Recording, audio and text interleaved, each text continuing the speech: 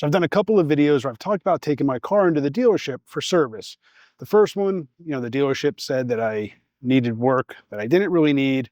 And the second one, they did work, but they didn't do it correctly. And that was a whole other fiasco.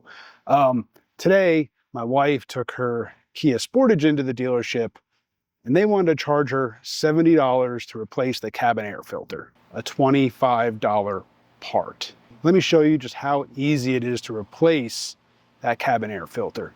Don't go to the dealership for work like this, guys.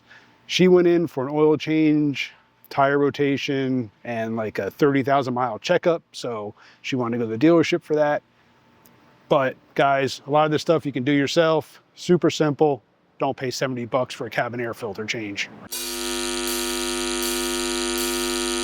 All right, guys, so this is literally how long this takes. So in the Kia Sportage, your cabin air filter, you open the glove box, pop this little lever out. There are these two little cam locks on the side, right there. The other one's right here. Pop that out. Take the junk out of the glove box. Let the glove box hang, and then right back here, you pop this open.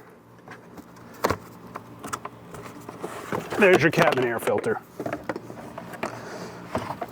Get your replacement out of the box.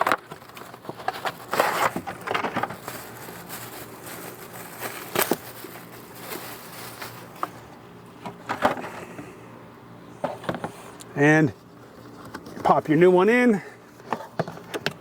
Put your cover back on. Put your glove box back up. Put these little locks back in there. Basically just keeps it in place.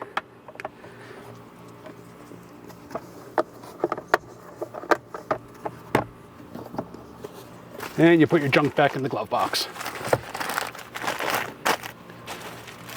And you're done, guys. That's it.